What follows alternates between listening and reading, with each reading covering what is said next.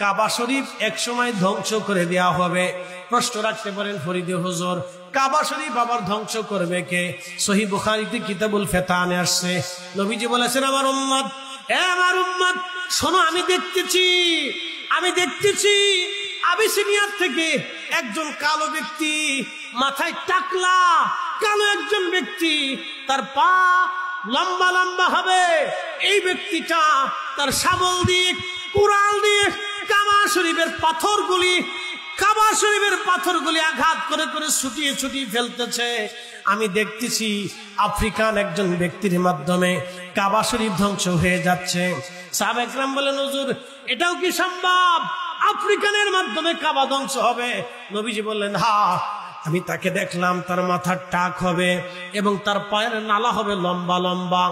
আফ্রিকার একজন মানুষ তার শাবল দিয়ে আর তার খন্তা দিয়ে, কুদাল দিয়ে কাবা শরীফের পাথরগুলি মেরে মেরে আঘাত করে করে ছুটিয়ে ফেলবে।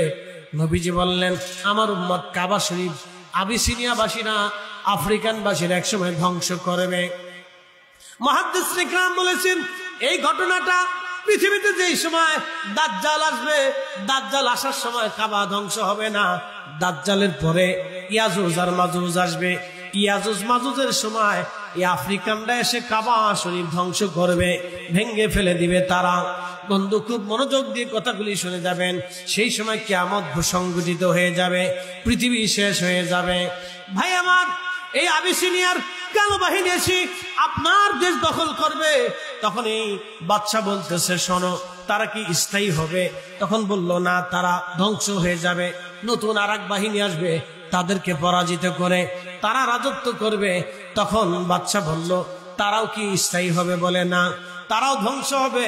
নতুন আরেকটা বাহিনী আসবে, তিনি আখিরি নবী রাহমাতুল লিল আলামিন দুনিয়াতে তশরীফ আনবেন। ওই নবীর উম্মতরা তাদেরকে ধ্বংস করবে। তবে বাদশা শুনে রাখেন, কিয়ামত পর্যন্ত ওই নবীর উম্মতেরাই আরব ভূমি শাসন করবে। বাদশা বললেন, এরে দার্শনিক, কিয়ামত আবার কি?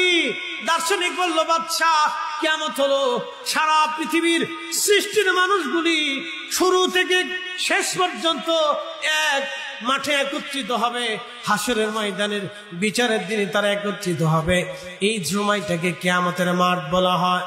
বলে, এটাও কি সম্ভব? তখন এই বাদশা বলতেছে, এটাও কি সম্ভব হে স্বপ্ন বিশারদ?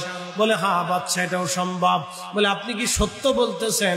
তখন এই স্বপ্ন বিশারদ বললেন, বাদশা, আসমানের মালিকের কসম করে বলি, আমি যা বলেছি এক চুল পরিমাণ মিথ্যা হবে না।